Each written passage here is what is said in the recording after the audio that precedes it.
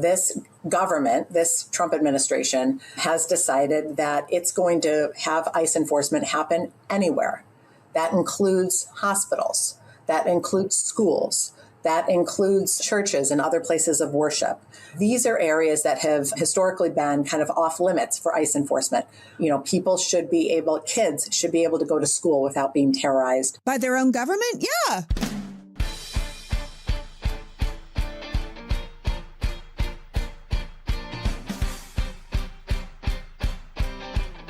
Hello, and welcome to the PoliticsGirl podcast. I'm your host, Lee McGowan. Let's get into it. Well, it's been a perfectly awful week if you believe in democracy, the rule of law, international order, and basic human decency. Last Wednesday, an ICE agent shot and killed Renee Nicole Good in Minneapolis, and the government was on TV within an hour smearing the victim and lying about what happened. It's almost a week later, and despite all the evidence to the contrary, the Trump administration and right-wing media continue to justify the murder. But Nicole Good is not the only person that ICE has shot. In the last 4 months, immigration officers have fired on at least 9 people in 5 states, including D.C., and all of the individuals targeted were, like Renee, in their car. And in each case, the officials have claimed they were firing in self-defense, but key aspects of the government's accounts keep coming into question. So it's starting to feel to me like there's something bigger going on.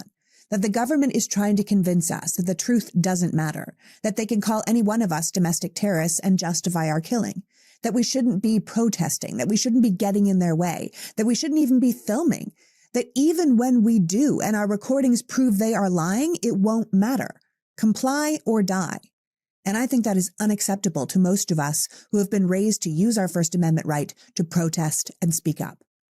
So, to talk to us about what our rights are when we do protest, because we absolutely should not stop doing that no matter what this regime of sociopathic criminals wants us to do, I will be having a conversation with Deirdre Schifeling, who is the Chief Political and Advocacy Officer at the ACLU. After beginning her career as a union organizer at the United Steelworkers of America, Deirdre spent almost a decade at Working Families Party and then at Planned Parenthood Federation of America. And before joining the ACLU, she was the advocacy director of the White House Office of Political Strategy and Outreach under the Biden-Harris administration. So without further ado, please welcome my guest, Chief Political and Advocacy Officer at the ACLU, Deirdre Schifeling. Welcome, Deirdre. Thank you so much. I'm really happy to be here with you. Oh, well, thank you for coming. I mean, we were originally supposed to talk about what 2025 signaled about this administration's political strategy. But now 2026, it's already clarified for us which direction we are walking. And it is nowhere good if you believe in the rule of law or constitutional democracy or the safety and security of the American people or this nation or the world, honestly. We were less than a week in and we'd already invaded a sovereign nation, kidnapped its leader.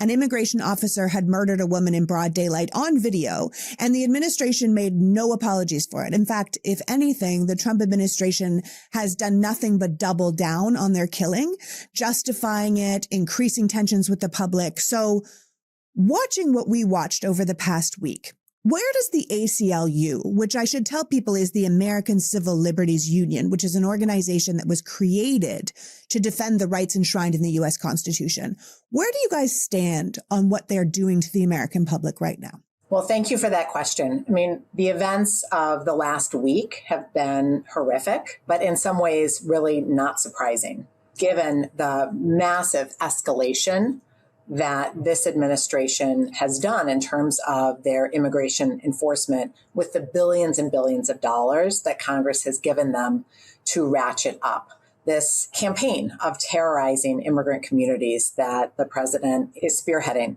I think the ACLU has really been at the forefront of many of the legal challenges to the kind of lawlessness and violations of rights and liberties that this administration has engaged in since Inauguration Day, almost 1 year ago, on January 20th, 2025. This administration has been attacking people's civil rights.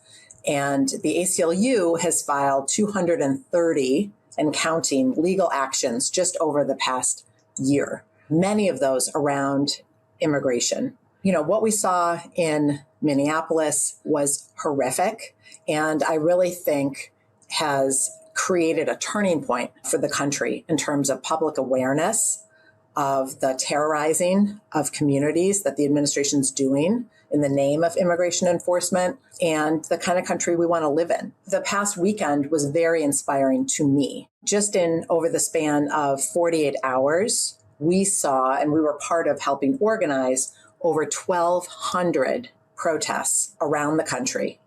People saying ICE out for good. And that was the tagline, ICE out for good, which is, a demand for ICE out of their communities, but also to honor the woman who was killed, whose last name is Good. And that kind of outpouring of support and protest, we have not seen that yet, this administration, that kind of spontaneous reaction to egregious violations of people's rights and really lives in this case. So that gives me some hope. Yeah, that does give some hope. And this obviously isn't just your opinion. The ACLU, if people don't know, has been the sort of top line defender of our constitutional rights since the 1920s. You guys have over 1 million members, 500 staff attorneys, thousands of volunteer attorneys, offices across the country. And the ACLU was essentially, it was created to fight government abuse, to defend our individual freedoms. And over the years, the ACLU has stood up for our rights, even when the cause was unpopular, like the right for white supremacists to have a fight and, have their speeches. And the ACLU fought on behalf of neo-Nazis, right? Because it was like, we are on the side of the Constitution and on the right. So even if the public doesn't agree with the ACLU on every issue, I think Americans have really come to count on you for your dedication to the principle and the rights we are given in our Constitution. And that being said, though, what do we do if our government no longer respects those rights? I keep telling people that constitutional protections were not meant to protect the government from the people. It was meant to protect the people from the government. Right. And we see right now what's happening when the government's like, we don't care about any of these things in the Bill of Rights. We will make the laws and you guys will fall in line. And we're like, no, we've got the First Amendment, the Fourth Amendment, we have rights that are being trampled on by our own government right now, which was the reason we created the Constitution and the Bill of Rights in the first place. Yeah, that's 100% right. And this is an extreme stress test for our democracy, for sure. I will say 3 things. The first is all is not lost in the courts. So at the lower court level, the lawsuits that the ACLU and other organizations have been bringing have been overwhelmingly successful. So judges are still acting to protect people's rights at the lower court level. The Supreme Court is another story, and we've been pretty disappointed in a lot of the decisions coming out of the Supreme Court, but I will say all is not lost. The second thing I'll just say is power does not just reside at the federal level. States and municipalities have power too. And the ACLU has embarked upon an initiative called Firewall for Freedom. And Firewall for Freedom is an effort to work with our state and local elected officials to pass protections for rights and liberties at the state and local level. And we have passed, since we embarked upon this last year, we've passed over 88 laws, executive orders, directives, really protecting people from this kind of federal overreach. The third thing I'll say is the best and most durable protection for our rights, for our democracy, comes in the form of everyday people. The government cannot trample on our rights if we don't let them. And I think the kind of massive protests that we've seen in the streets, the No Kings protests that the ACLU has been part of, along with many other organizations, we've seen millions and millions of people come out on those days of protest, and it just gets bigger every single time. And what we know from other countries' experience, other countries who have gone through what we are going through right now, which is, I would describe, a period of democratic backsliding, which is very dangerous and frightening, but not irreversible. And the core part, the most important piece of whether or not countries actually recover from a period of democratic backsliding and go back to a full and robust democracy is the engagement of civil society, the engagement of everyday people in fighting for that. And we're really seeing that in our country, and it's just getting bigger. So I have hope that between the courts, between the actions that state and local officials are taking and need to continue to take more of, and our people power in the streets, we have the right ingredients to protect ourselves from this dangerous administration. Yeah. And I think we should acknowledge that the administration is dangerous, because watching what happened in the past week, from the death of Renee Good to the lies the administration has spread about her and the incident, to the vice president saying that ICE has, quote, full immunity, which of course they do not, to the director of Homeland Security going on all the Sunday shows yesterday. We're recording on Monday. So she was on the shows yesterday, just outright lying about what happened and no one pushing back on her.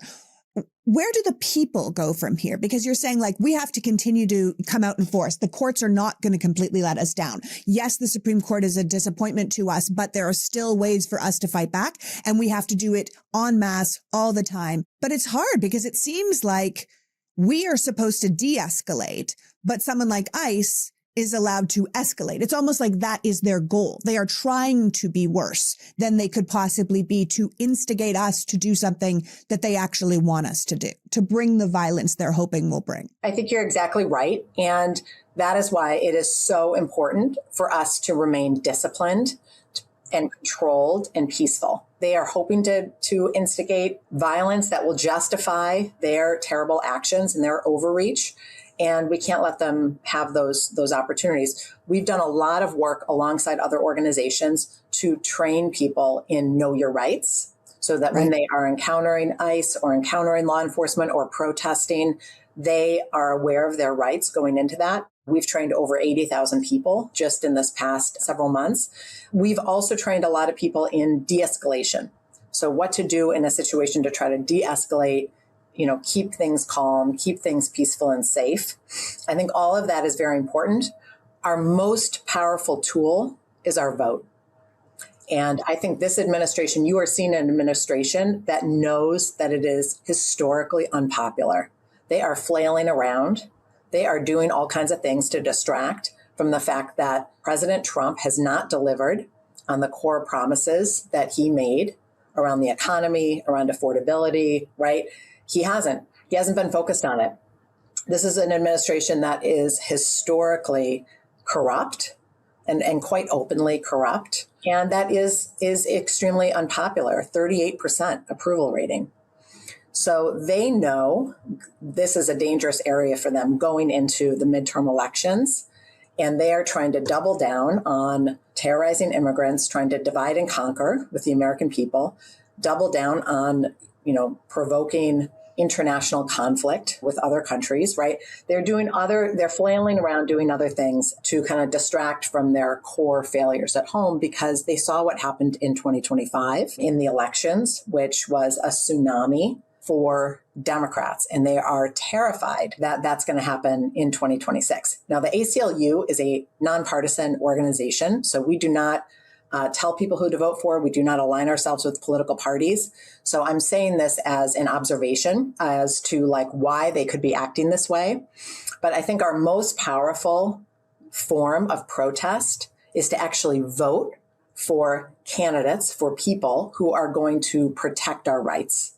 Yeah. And I think we should remind people that they don't need to wait until November to do that we have every single member of the House is up for election this November, and 1/3 of the Senate. But primaries for all of those seats start in a couple of weeks. So get yourself involved in a primary, get yourself involved in a local election. We were talking about your firewall to freedom.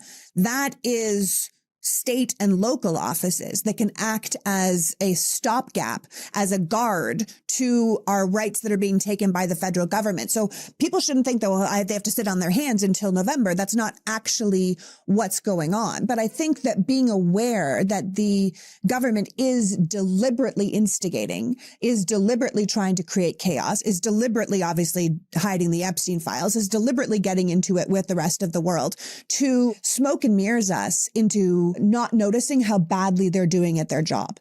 And I think that that is a very important thing to note. I think we should also note that it's not an accident that they went after Tim Walz and tried to paint him as, being corrupt and a fraudster. And they're trying to do the same thing now with Gavin Newsom. They're trying to take out all of their major competitors going into 26 and going into 28. And I think people should know that that is because their vote still counts. Your vote still counts. A lot of people are like, oh, well, we'll never vote our way out of this. And you're like, you have to remember that this group of people was only elected by 1/3 of the voting public. 2/3 of the voting public did not actually choose this leader. And even 1/3, there's a number of them waking up right now because I think that they're justifiably scared. I mean, I think that makes sense. I think what we're watching makes sense, and it isn't what a lot of people who believe in American rights and values want. This episode of the Politics Girl podcast is brought to you by Wild Grain. Wild Grain is the first bake from frozen subscription box for sourdough breads, artisanal pastries, and fresh pastas. All the items bake in 25 minutes or less, and unlike other store-bought options, Wild Grain only uses simple ingredients you can actually pronounce, as well as a slow fermentation process that is easier on your belly and richer in nutrients and antioxidants. There's no preservatives and no shortcuts. Wild Grain boxes are fully customizable. They have a variety box, a gluten-free box, a vegan box, and a new protein box. I love to make and eat chili in the winter, but it is so much better with warm sourdough bread. Wild Grain is perfect for easy dinners, cozy weekend mornings with their pastries, even the perfect grilled cheese sandwich on fresh bread. There is literally nothing like having an artisanal bakery in your freezer to chase away the winter chill. Now is the best time to stay in and enjoy comforting homemade meals with Wild Grain. I highly recommend giving Wild Grain a try. Right now, Wild Grain is offering our listeners $30 off your first box, plus croissants for life when you go to wildgrain.com/politicsgirl and start your subscription today. That's $30 off your first box and free croissants for life when you visit wildgrain.com/politicsgirl.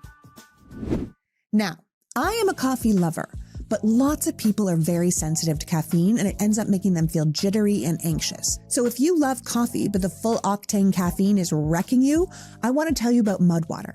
Mudwater's new low calf is made with organic Arabica, Swiss water decaf, L-theanine, and functional mushrooms like lion's mane and quadriceps. So you get that full, rich body coffee flavor, but only 45 milligrams of caffeine. It'll make you feel awake and dialed in, but it won't give you the jitters or the crash. If you want something even gentler, there's always Mudwater's original coffee alternative, made with cacao, chai, turmeric, and functional mushrooms. It's warm and grounding and perfect if you want the energy without the buzz. But for real coffee lovers who can't do the heavy caffeine anymore, the new blend really hits. Coffee taste, coffee energy, no spiraling. Remember, every ingredient in Mudwater products are 100% USDA, certified organic, non-GMO, gluten-free, vegan, and kosher. There's also zero sugar and no sweeteners added. It's easy to use. You simply put the powder in your favorite mug, pour some water over it, and give it a mix.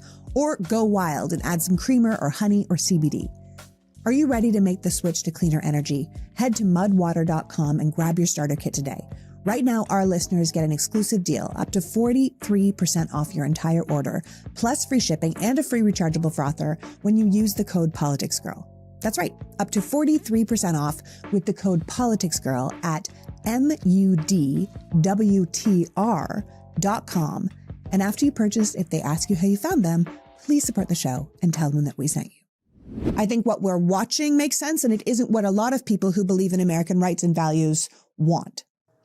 Yes, that is 100% correct. We see that in polling. We see that even around immigration, which was historically the Trump administration's strongest issue. People feeling like they want action to regulate the border. They want action on immigration. The public has now turned against the Trump administration on this issue because they are horrified by what they're watching, how they see people being treated. So I think that's exactly right. I think the other thing I would bring in is the need to proactively protect fair and free elections going into this cycle. So we have seen a lot of attempts by this administration to rig the system. We saw that with mid-cycle gerrymandering efforts, right? The Trump administration openly bullying states into changing their maps in the middle of the cycle at a scale pretty unheard of in order to find more Republican seats. This, again, is extremely unpopular. It's unpopular across partisanship. Republicans don't like it. Independents don't like it. Democrats don't like it. No one wants to feel like their election is rigged. You know, their voice does not matter. And so this is another attempt to try to subvert the system and lock in power against the wishes of the American public. And I think it's an attempt that we need to continue to fight. We have been fighting it, and we need to continue to fight it all the way through next year to make sure that the midterms are fair and free, that everybody's vote is counted, and the rightful winner of those elections is seated So as we are thinking about our work for this next coming year, we're thinking about election safeguarding as a core piece of what we need to be involved in. And I would encourage your listeners to also be involved in election safeguarding all the way through January, all the way through the person actually being seated. Yeah. And I will remind people that if you missed last week's podcast, we had Mark Elias on last week talking about safeguarding our elections and what we're going to do and how we're going to make sure that we still have free and fair elections, because it's not that we're not going to have elections. The question is, how legitimate will they be? And will the people who win actually be seated? And that's what you're speaking about now. And I think we should also be really clear that we shouldn't fall for the gaslighting that we're getting at the highest level of government right now. You know, I noticed that Kristi Noem was using the very specific language to describe Renee Good after she was shot. So less than an hour after the incident, she was calling her a domestic terrorist. And I think that that was very deliberate language that we should make sure people don't fall into using, because if everyone is a domestic terrorist, then no one is a domestic terrorist. I think we should also remind people that on December 4th, Pam Bondi, who is the chief legal officer of the country and the woman who is currently breaking the law by refusing to release the Epstein files, she issued a presidential memorandum called NSPM 7, which the main message that sadly most people missed was that federal law enforcement would be targeting individuals, organizations, and the people who fund anyone that Trump's Department of Justice believes is a, quote, domestic terrorist. And they define domestic terrorist incredibly broadly because it includes anyone that they see as getting in the way. It is anyone who's filming ICE officers, anyone who doxes a police officer, anyone who is in the way of what they think is their legal right to do. If it's anyone that is aligned with Antifa, so anyone who is publicly against fascism, anyone who has extreme viewpoints on immigration or radical gender ideology, or anti-American sentiment, which is defined to include anti-capitalism, anti-Christianity, anti-traditional values. So I think it wasn't a mistake that they originally referred to Renee Good as a domestic terrorist because she was, quote, in the way of ICE organizations, which she was just pulling out of her flippin' driveway.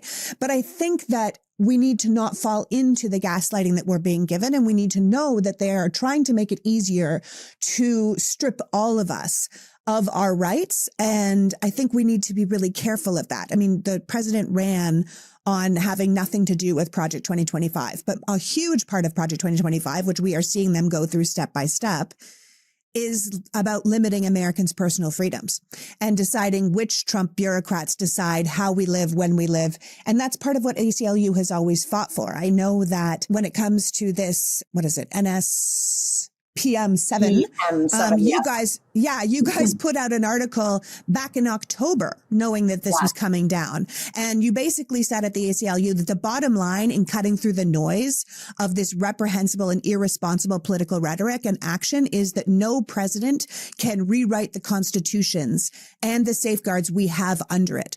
These safeguards most emphatically include our First Amendment protected freedoms of belief, speech, association, our Fourth Amendment rights against unreasonable searches and seizures, our Fifth Amendment right to due process, and our right to equal protection under the law of this country. And then you go on to talk about the 14th Amendment, which they are, of course, trying to strip from us as well. But I think that anyone that's paying attention, especially in the legal world, knows that what they're telling us they're going to do is not actually legal. And that's where the courts come back into play. Yeah, I mean, that's exactly right. And I think it's a great public service that you just did that explainer. And I think it's a good reminder that just because the president and his administration asserts something does not make it true and does not make it legal. And they have tried to assert many things which are not true and not legal. And this is one of them. And it's really an attempt to bully people into silence and to create fear and to, try to silence their opposition. That's all it is. And so I think, realizing that, knowing we still have the First Amendment, we have freedom of speech, we have freedom to express ourselves openly, lawfully, and no president can take that away. Yeah, absolutely. And I think that's one of the reasons you guys are doing this Firewall for Freedom thing, right? It's about what can other levels of government do to step up and help us? And how do we, as the voter, encourage our state and local governments to do that? Can you tell me a little bit more about that, what you guys are doing with that project? Yeah, I'd love to. So much of what the federal government is trying to do to violate people's rights, they need help from the state and local levels to do this. So one example is immigration enforcement. Immigration enforcement, the federal government wants to work with state and local law enforcement in a cooperative way to get information, to share data, and to get access to different facilities around states to do their ICE enforcement. That kind of cooperation is not mandated by law. That's an option. So, for instance, the state of Delaware recently passed a law saying we are not going to participate in 287G agreements anywhere in our state. We are refusing. There are a number of states who have taken those actions. And a 287G would be like giving up immigrants' personal information to the federal government. That's right. That's right. Okay. Making it easy. For instance, it allows people to access any kind of records that a local law enforcement or local government agencies might have that could indicate somebody's immigration status. Another example would be this, sensitive areas enforcement prohibition. So this government, this Trump administration, has decided that it's going to have ICE enforcement happen anywhere.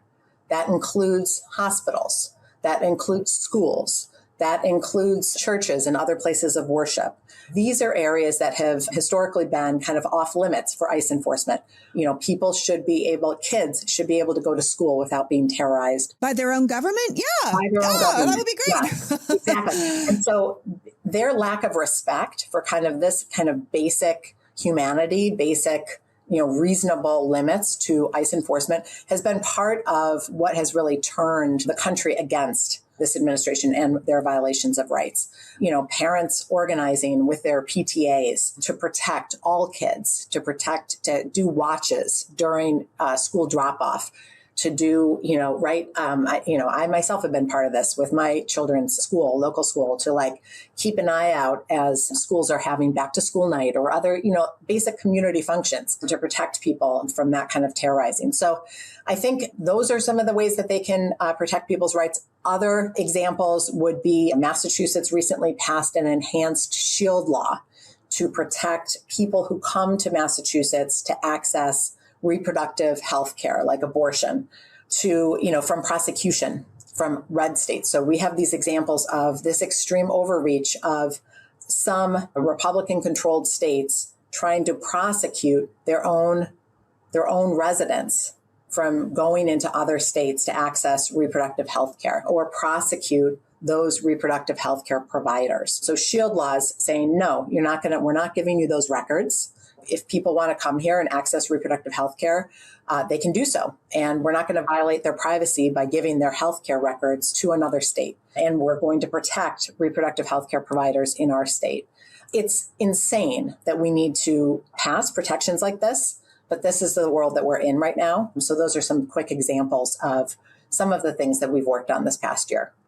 Yeah. I mean, the stakes are incredibly high. We have families being ripped apart. We have children being taken out of their schools. We have citizens being rounded up as part of immigration, even though they're from here. We have, criminalized reproductive health care. We have criminalizing gender affirming health care, and so I think the ACLU is basically saying, let us help these state and local agencies to refuse to voluntarily cooperate with anything that would violate our civil rights. That's right. That's exactly right. We are not saying break the law. So we are not saying refuse. If it's legally mandated that you cooperate, then okay, cooperate. But you don't need to volunteer anything extra. And in fact, it's good to pass as many and as strong protections for your residents' rights and liberties as you can. Now is the time. Yeah. And it comes down to knowing our rights. The states need to know their rights as well as the citizens need to know their rights. I mean, what else can we do? You were talking about the ACLU does these know your rights training and de-escalation training. What do you teach in those things and how can people join if you're having meetings that teach people how to de-escalate a situation or what their rights are if somebody comes up to them and tells them to get out of their car? Delete Me makes it easy, quick, and safe to remove your personal data online at a time when surveillance and data breaches are common enough to make everyone vulnerable. Sadly, it is easier than ever to find people's personal information online. More nefarious actors are seeking out our addresses and our phone numbers and our family members' information. And when they get a hold of it, they can have major consequences in the real world. With Delete Me, you can protect your personal privacy or the privacy of your business so you are less likely to be exploited. I am someone who is very active online, and I have to tell you, we have used Delete Me for a while now. There's a reason New York Times Wirecutter has named Delete Me their top pick for data removal services. Sadly, data brokers who steal and sell our information are just an unfortunate side effect of modern online life. So take control of your data and keep your private life private by signing up for Delete Me now at a special discount for our listeners. Get 20% off your Delete Me plan when you join deleteme.com/politicsgirl and use the promo code politicsgirl at checkout. The only way to get 20% off is to go to joindeleteme.com/politicsgirl and enter the code politicsgirl at checkout. That's joindeleteme.com/politicsgirl. Code politicsgirl. Do you want to start the new year with a refreshed wardrobe? Maybe you got some things for the holidays, but now you're thinking, ooh, now that I have that, I actually need this. Well, Quince has you covered. From soft Mongolian cashmere sweaters that feel like designer pieces without the markup, to 100% silk tops and skirts for easy dressing up, to everyday denim, their wardrobe essentials are crafted to last season through season. I spent the holiday season in their maxi burgundy silk skirt and matching cashmere sweater. I cannot recommend that combo enough. Buy it, it is so easy to put together. Maybe you're going into January thinking you need a new coat. I would check out Quince's Italian wool coats. Beautifully tailored, soft to the touch, and built for years, not just one season. Fashion influencers are currently raving about Quince's oversized leather jackets. It gives you that super cool girl look without breaking the bank. You will see the quality in the stitching, in the fit of the fabrics, and everything from Quince is made from premium materials in ethical, trusted factories and priced far below what other luxury brands charge. So refresh your wardrobe with Quince. Don't wait. Go to quince.com/politicsgirl for free shipping on your order and 365 days of returns. And for my Canadian friends and family, it is now available in Canada too. That's QUINCE.com/politicsgirl to get free shipping and 365 days of returns. Quince.com/politicsgirl.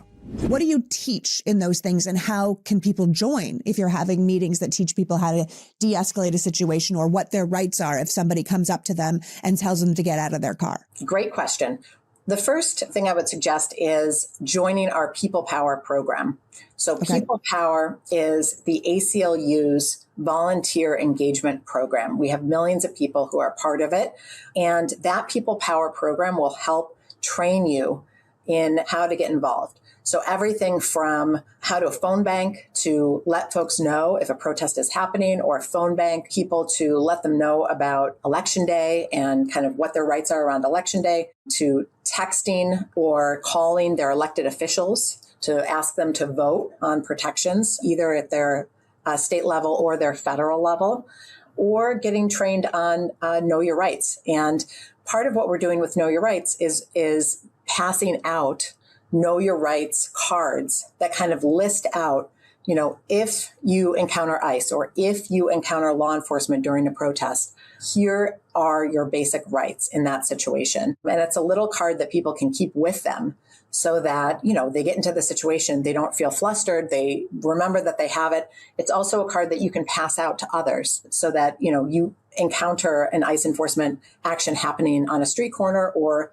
at a protest, and you have the tools that you need to share that Know Your Rights information with all the people around you. So those are some key ways that people can really get involved. The last thing I'll just mention is really being trained to be part of our election safeguarding program. So that is going to be a huge volunteer effort in key states across the country, the states that are going to be most likely to be the sites of voter suppression, to make sure that people understand what their rights are for voting, and that we have people who are really skilled at monitoring and making sure that everything is happening the way it should happen, and that if it doesn't, we are ready to raise the alarm right away and make sure that that situation is dealt with. So that's going to be really a huge team effort across the country. Yeah, that seems like a really efficient one, because you were saying the best and most durable protectors come from the people. Like, you're going to help us, you're going to help organize us, you're going to give us the tools, but it has to be not okay on our watch, and our needs to be a lot of people. So I think that's the most important thing because, I look at some of these videos now, these, supercuts of ICE agents out in the world. And I'm like, can these people even be de-escalated at this point? I mean, they are running full force and double hand pushing teenage boys. You know what I mean? They are throwing people on the ground and smashing their face into the pavement. I watched a guy just kneeing a guy in the face over and over again. And the person that was filming was like, you can't do that. Then they bum rushed that guy, and arrested him. And I was like, this seems like chaos, right? Like, and then you get the head of DHS or the president himself saying, yep, there's nothing you can do, like just comply. And I'm like, comply or die is not really our motto here in the country, And so I think it's understandable that people are like, what do we do? And it's like, you actually keep coming out. You keep contacting your members of Congress. You keep going to all the elections, local, state, federal, right? These guys are going to continue breaking the law because I think they're kind of hoping to provoke us into the violence that will allow them to declare martial law, which I think they're personally chomping at the bit to do. And we cannot give them that excuse, right? We have to kind of do the things that we can do. And a lot of that is literally keep calling Congress. They are annoying and they don't listen to us all the time, but literally they are the ones that fund ICE. Their budget, their extraordinary budget is because Congress signed off on it. Democrats and Republicans, right? This is an election year. We have to tell them, like, we do not want to continue to fund ICE like this. We do not want to continue to give them an unlimited budget to beat us up in our own streets. Like, we are witnessing this. This is bad and we don't want it. And we have to be calling them every day to do that. I think that is something we can actually do. What else do you think we should be doing? Yeah, I agree. I think we should call Congress and make them feel accountable and feel like people are watching them and asking them to be the kind of check and balance and presidential power that they are supposed to be. I think we need to get involved with the ACLU or other organizations in your state, locally or in your city, and find out what campaigns are happening right now to protect rights and liberties locally, because there's a campaign in every state. And so just finding out what it is and getting involved in helping push it forward. And then finally getting ready for elections and really getting ready to educate your neighbors and your friends about people's records. So the ACLU will also be part of that. We will be doing voter education so that people understand who they're voting for and what their records are, what their positions are. We will not tell you who to vote for, but we will certainly make sure that you are educated on the background and the record of the people that you have the opportunity to vote for. Get out the vote and then enforce the vote.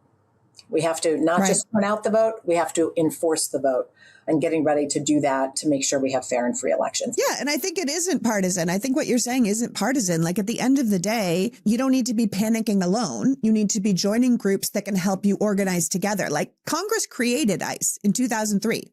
They can defund them and uncreate them. I mean, in many ways, Congress created the DHS after 9/11. You know what I mean? Maybe that's not working as well. And we should discuss that. Like, we should remind people that if you're just talking to your friends and family, it's not anti-Trump administration to say, look, ICE currently has a budget larger than all federal law enforcement agencies combined. And that's including the FBI and DEA and the federal marshals and the Bureau of Prisons. That's nuts. Like, that's not partisan for me to say that budget is too big, right?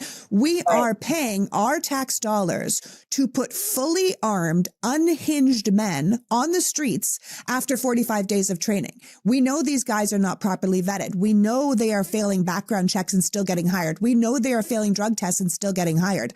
This is not about Republican versus Democrat. This is like, what makes it safe for us to be on our streets, whether we're an American citizen like Renee Good, or we're an immigrant who's going to their immigration court to have their actual hearing.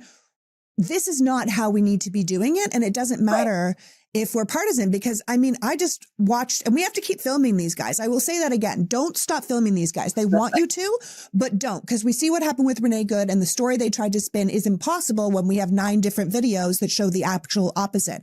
But I just watched someone film a DHS ICE officer going into a porta potty with a woman who was completely bound. And you're like, why is he getting in that porta potty with her? Like, I'm pretty sure that person that filmed that just filmed a sexual assault, and the other officer's just sitting in the car waiting for them. Like, this is what's happening. And we do need to capture it on video because it will convince our friends and neighbors. Like, this isn't what we want. It has nothing to do with politics. It's about how we want to live our lives. Yeah, I think that's exactly right. It's about what kind of country do we want to live in? What does it mean to be American? What does it mean to be part of this country? And I think the silver lining that gives me hope in this moment, because this is a very hard moment that we are living through as a country, is that I think this has given us the impetus that we need to make the kind of changes that we need to our democracy. You know, you're right. We should not have an ICE budget that is this obscenely big. We should not have these kind of rules that allow executive authority to run amok this way. Like, our checks and balances have really broken down. Many parts of our democracy need to be reformed.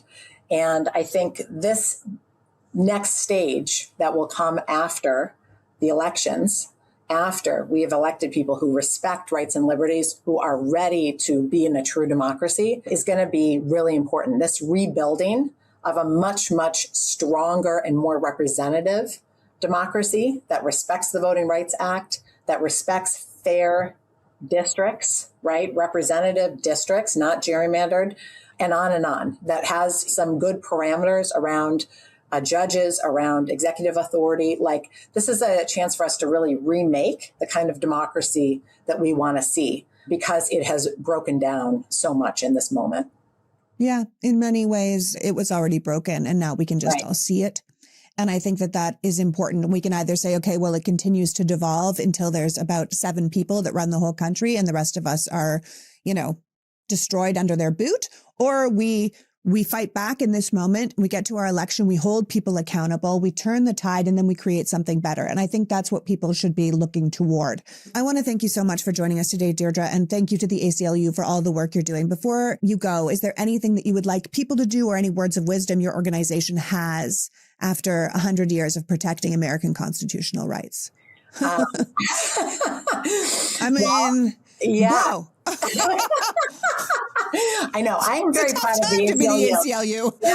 Yes. I would just say, we have been through moments like this in the past.